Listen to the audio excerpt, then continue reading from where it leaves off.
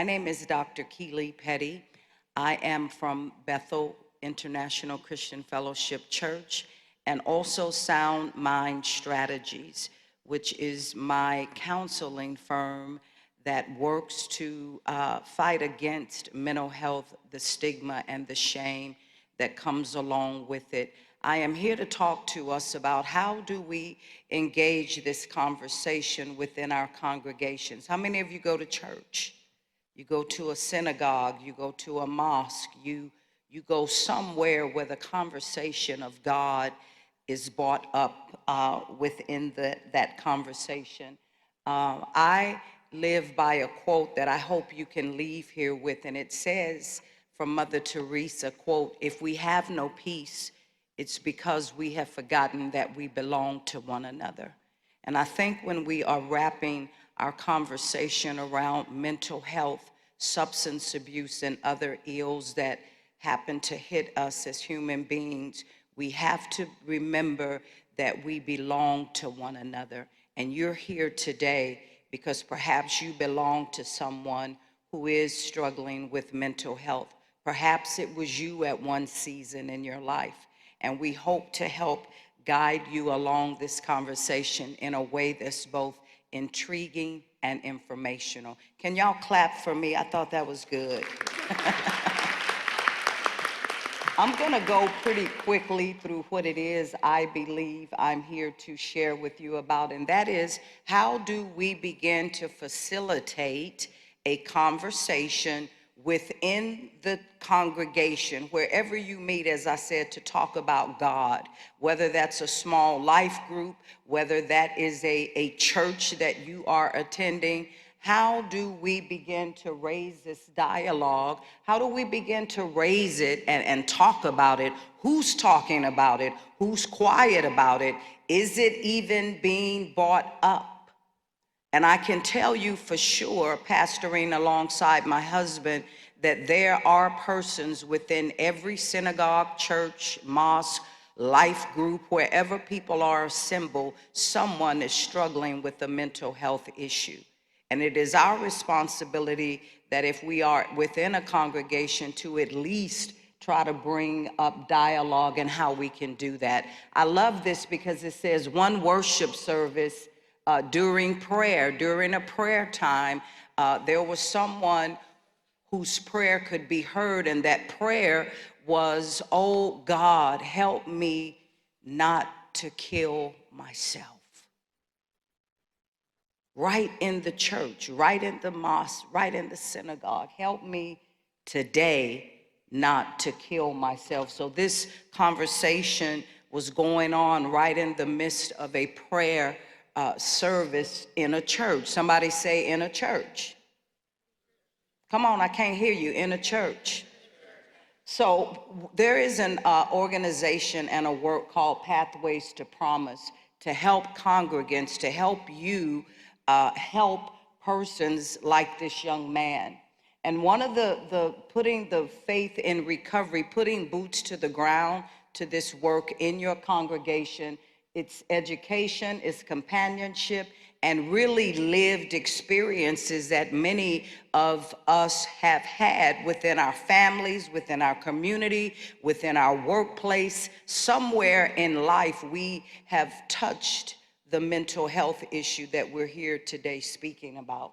So when we look at education, we're talking about taking away the stigma and the shame, and even wrapping a new language around what we normally would say, "You're crazy." No, it's not "you're crazy," "you're tripping," "you're out of your mind," "you're retarded." We have to change that language to take away the stigma and the shame that would befall on the person who is perhaps struggling with a mental health issue. Companionship teaches us to tolerate and just be of assistance. We're not asking you to be a PhD. We're not asking you to have tons of education. We're asking you to come along someone and companion them through life when this crisis hit. Lived experience, identify gifts, create opportunities full inclusion. Learn, talk to them, ask questions.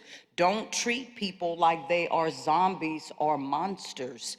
So when we look at I'm saying compassion, but it's the Champion series, Mental Health 101. It's the basic training opportunity that you can get through the Champion training series that can help you with the basic 101. Number two is congregation-based mental health teams.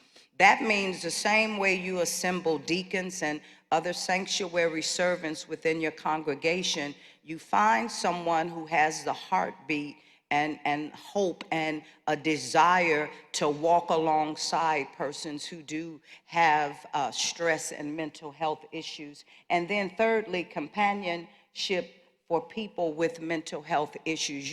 You're the one that has the information. You have acknowledged, you have seen signs and symptoms, and you're the one that knows where to lead and guide them within the community for further help. Because oftentimes in the church, we will throw up a prayer. Well, I'm praying for you, sister. I'm praying for you, brother. But there are deeper issues that need to be discussed when we are dealing with mental health issues. So the local congregation can set up teams. Maybe you're here today because you're going to be that one that goes back and talks with your pastor, your priest, your shaman, whoever, that we need to have this within our congregation.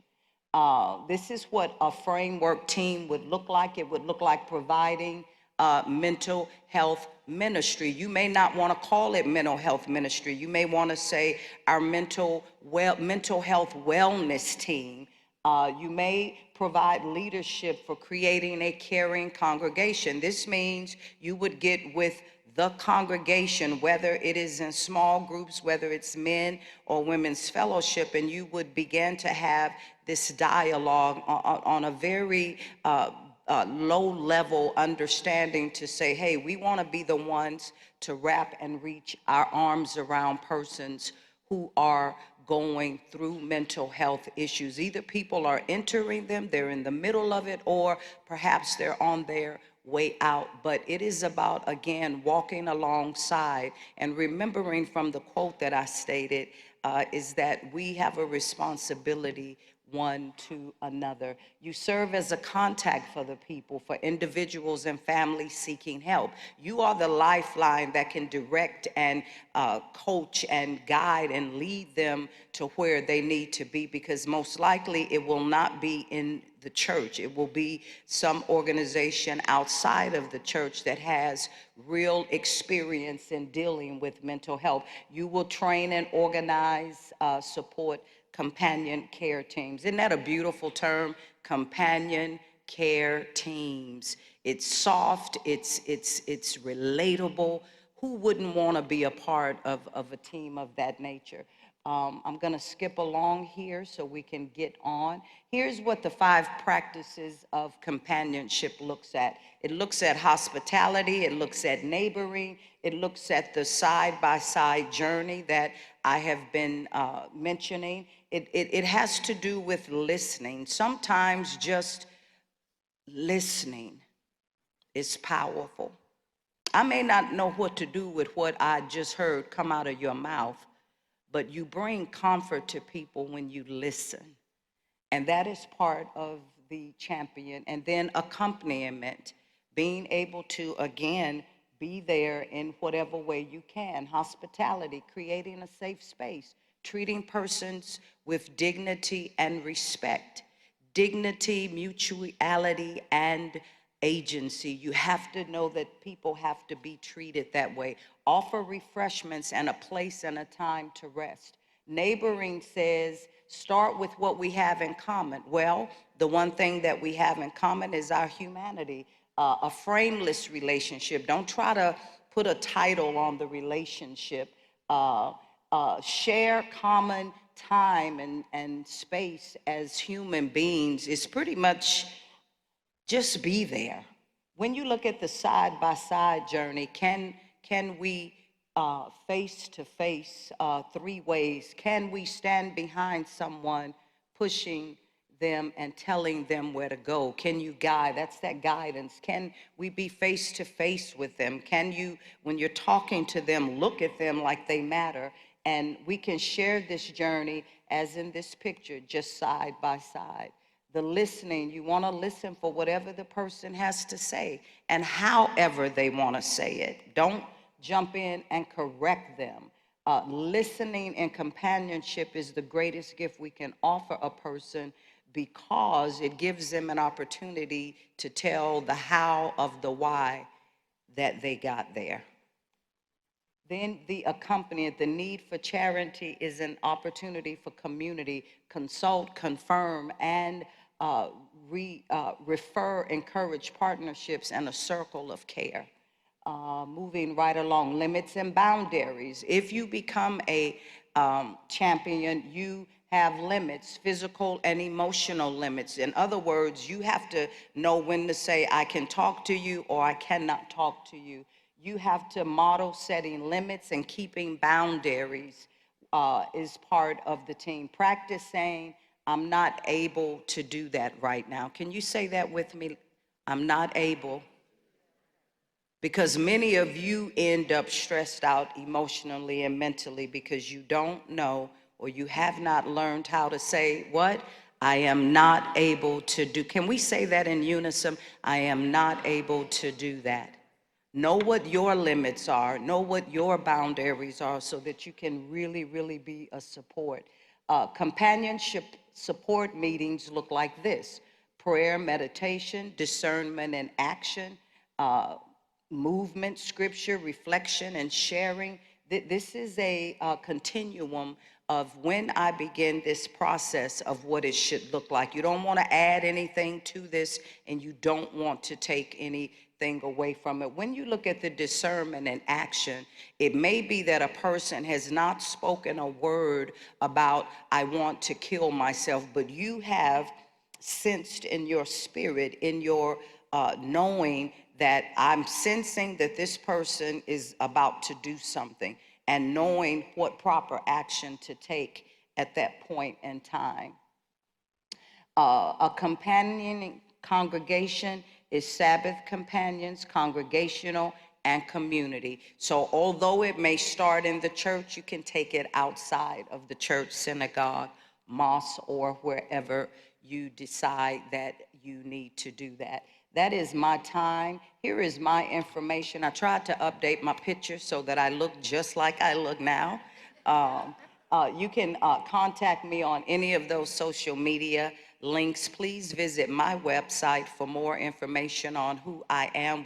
We're not here for me today, but these are some points of contact that you can connect with if you are ready. So now we're going to go to comments and questions. I'm taking my seat. Can you all clap it up that my voice stayed strong?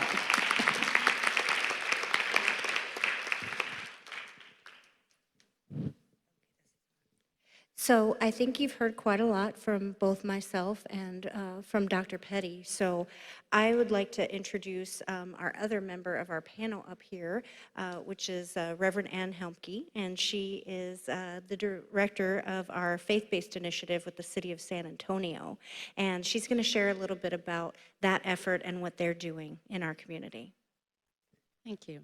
But we're supposed to be getting a microphone somewhere. It's over here. So if you have a question or a comment, you might want to start making your way to that microphone. Because we ran a little late, but we're going to run on time in terms of finishing. How's that? I have lots to say about this, but what I'd really like to be able to gift to you is how you can connect in San Antonio and what we are doing. And I think where you're sitting right now is a result of a lot of that work, of having this faith-based initiative within the city structure, that we go about making those connections and partnerships and activating of networks between congregations. And so we were able to see even a map of those congregations when we heard that report from the HEB Foundation. You saw those congregations. That map, didn't exist a half a dozen years ago, or even 4 years ago. but it was those partnerships and networks between congregations, the city and government entities, nonprofits, community groups coming together around lots of different concerns, but this one in particular in terms of mental health. How can we work together? And we have action teams that work around different community concerns, and again, this is one of the 8 that we work around.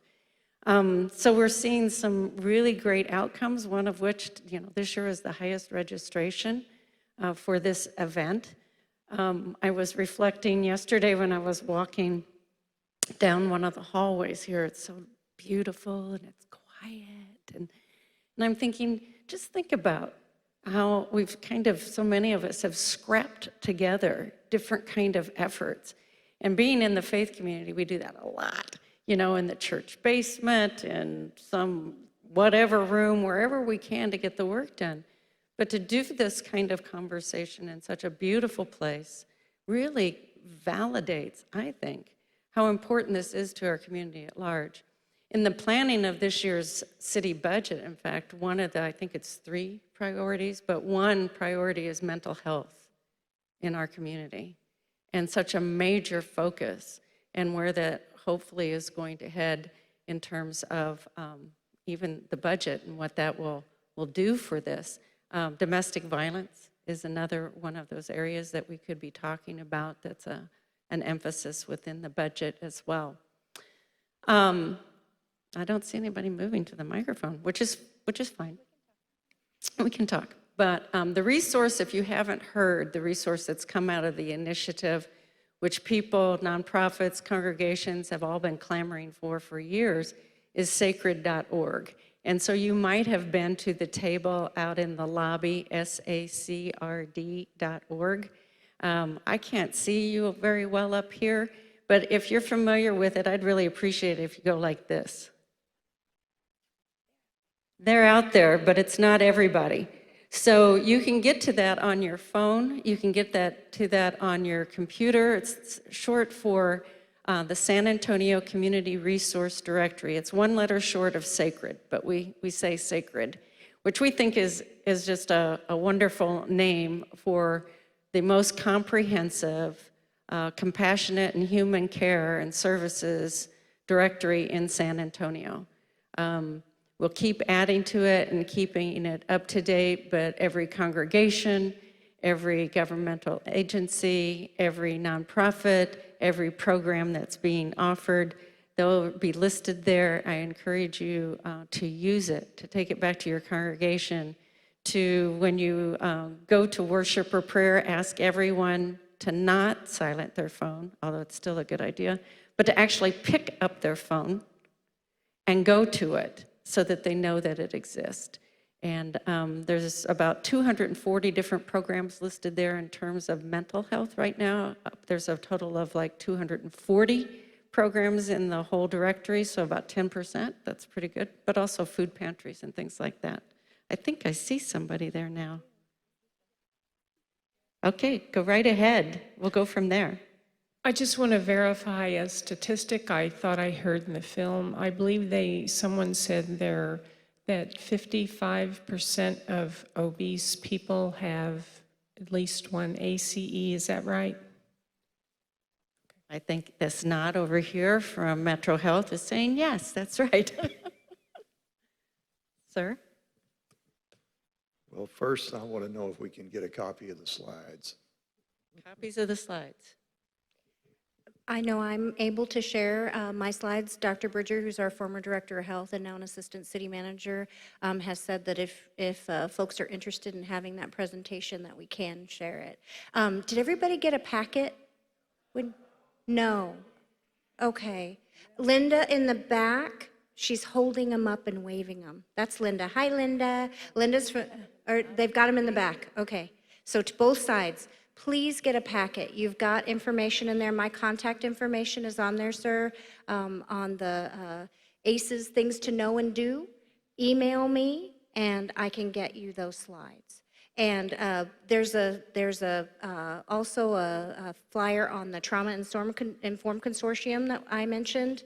And I would encourage you, there's a little worksheet in there that does have some reflection bits. We didn't have a whole lot of time here today to really talk about and explore everything that we wanted to. So please pick up a packet, and there's a little writing exercise and some follow-up things that now that you have this information that are things that you can think about and do with it. I really encourage you to take a look at that today while everything's fresh in your mind. Are you willing to share your slides, Dr. Keeley? Okay, so if you have Keeley Petty, Dr. Petty's information as well, she says she's willing to share slides too. Okay. Was there a question too, sir, or was that it? Yeah, there's a question. Okay. You've spoken of, in your presentation, with regard to ACEs, you've spoken to the idea that we don't talk about certain things. Yes. Well, sometimes the providers who are involved in this game don't talk about things too. And you spoke to epigenetics. I spent more than a decade here working with what no longer exists, but used to be called the Office of Prevention of Developmental Disabilities. And so when I look at the presentation, I'm concerned about that we don't consider ACEs in the area of prenatal programming and prenatal exposures, and that's to me that's a hugely important area. We've done, immigrant studies here on pregnant new immigrants who are pregnant, and done that in Spanish language. All of this stuff, and it's not just toxic stress; it's all sorts of other things as well. Prenatal exposures to tetrodogens, for example, that have to do with the wiring that lead to these problems that we really, we can't fix. We can work around them. So I'm curious why it is that we're not talking about prenatal programming and the events that happen there. And it's of course, it's toxic stress during a pregnancy, but things beyond that. I think we are. I know, at least in the work that I'm doing, as I mentioned, my program at Metro Health is a prenatal education program. We not only work with the community members who are starting families, but we work with providers as well. And I know in spreading the word about ACEs in general, we're working with providers and with systems, and really one of the things that we do is encourage that top-down approach in education. So it's everyone from administrators all the way through to janitorial staff.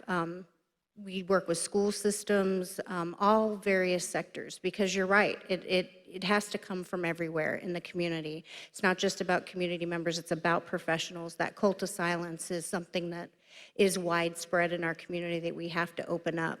And talking about holistic health. So like you said, not just influences like this, but environmental influences in the communities, the physical spaces that we have as well. All of that is important.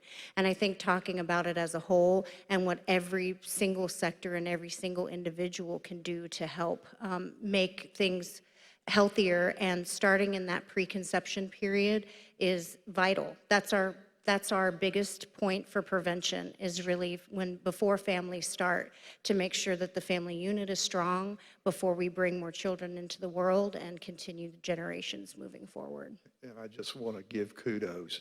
You mentioned promotores. Yes. We've trained over 300 of them so far in this community, and they know what's going on in their community, and we need that information. Absolutely. I think the title of this workshop, Congregations and Neighborhoods, says it all. Really, those are our new hubs for really disseminating very powerful information and creating safe spaces. The power of the neighborhood seems to be declining, and we need to stop that. We need to build them back up. And promotoras and community health workers are really the power, and our congregations have a lot of power in bringing people together and healing as well. I think we are right at time. One more? Okay. I'll be quick. I'm not a mental health professional. I need one. I'm not a mental health professional. I'm an educator. And it floors me that I have not seen any experience or training given to educators who deal with children and their parents this would make a wonderful professional development, ongoing presentation, because teachers, administrators, we don't know these, they're very separate, and it's horrible we're not treating the whole person, the child, their family, that bleeds into the community. We have the education community, and our law enforcement, we're piecemeal treating. And you mentioned that there are some programs in education, and I can approach you after this for a list, because I would like to be directly involved with that. I think it would make a tremendous impact on the quality of a child's life. School systems are definitely one of our main targets. In San Antonio? Yes, I know. Actually, week before last, we came together, a group of us who were trained by Dr. Anda in the ACE interface, and we trained all of South San, from administrators all the way out to the bus drivers, janitorial staff. So it's spreading. Okay, good. So that is definitely a target of ours. And I know the consortium, the Trauma Informed Consortium, also has a group that's specifically dedicated to education. So we're definitely working on it. And not only the school system itself, but like you said, bringing it to the parents and caregivers of the children who attend. That's a priority, and we are trying to get into as many school systems as we can. I think right now we're in between 3 and 5, but we hope to get to all 13 plus I'm retired, I got military nothing but charters. time, so if you need help with that. Thank you. I really appreciated that. And really, the way this has been spreading is people like you who sit in the audience and hear this come to us after, and we then go out and give more presentations or workshops. This is more of a presentation style, but as I mentioned, there are activities and things that we can do to really drill down and do some work with groups, which is the next step, really, to creating systems of care and communities of care and quality improvement surrounding trauma. I just want to add one thing. In the packet that you're going to get, I believe that there's one page front and back that's about the Trauma Informed Consortium. So this kind of brings that up. What's so beautiful about the consortium is about how broad it is. And so there is, a working group that is around education and getting it all to the school districts as well as all of the universities, for example. There's another whole group that's working on the entire healthcare system. And then there's a group that's working on the faith sector. There's one on business. There's whatever system you can think of, it's in that consortium, and looking at how do we move this information, out there, and that we can be working that way as a system. I think one of the most important things to remember about all of this work, and I think it's also the most humbling, but it's also it's the place of the most potential as well. That all of this work that we've been talking about for the last day and a half, it's right here. And then it's right here. And it's every system, no matter how large, what we're talking about, it's all of that. So again, it's humbling, because I watch this and it's me. And, it's my children and it's my grandchildren. But it's also the people that I work with, that I come across, that I encounter, that I serve. It's there. I have to recognize what's going on here to know how to best and most compassionately work here. But that also means I have to look at the entire system and see what's going on there. And so I'm also going to say one kind of hard thing, but it's important, it's that humbling part, is that especially within the faith community, and that's what's so beautiful about this day and a half, is how we're talking about that capacity and that potential. But we also must recognize how complicit we are. Many people have been harmed, killed, impacted in the name of religion. And we need to keep that in mind. We are complicit, as well as having all of this potential. So it's humbling and at the same time very powerful. I'll quit preaching.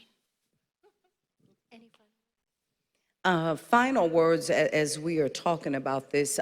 We do want you to know that this conversation is being spread into every facet of society. We were talking backstage and we were saying the PTAs within the school systems, whether that's North Side, whether that's South San, Harlandale, this presentation needs to be input in the meetings that they have. One of the things that we've started doing at my church to kind of scratch the surface, we have been hosting emotional health forums for women and for men. And we do that on a quarterly basis. And we look at the work that Travis Bradbury, the definitive work that he has done on emotional health, because there is a correlation between emotional health and mental health. So we began to start that at our church, and I have been invited to come onto college campuses and have this same conversation, not emotional health, but emotional intelligence within the workplace. It's the same foundational teaching, but it gets to mental health issues from a different pendulum.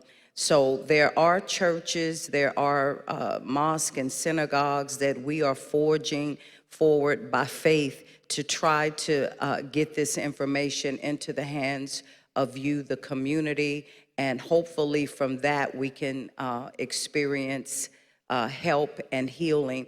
I like to call them healing hubs. We are establishing healing hubs within the San Antonio community and beyond so that we can put the shame and stigma of mental health out so that we can really start seeing healing and hope for those who are suffering.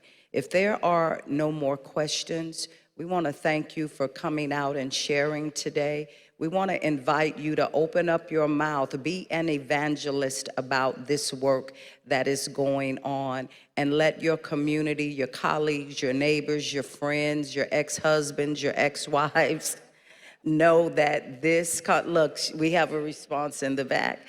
Let them know that this movement is barreling through the San Antonio community, and you don't have to suffer alone. There are healing hubs available. May you all have a great day. May you leave here with more knowledge than you came in with. And most definitely, we hope to see you out at some of the activities that will be going on in our community. Have a great weekend, and thank you for your time.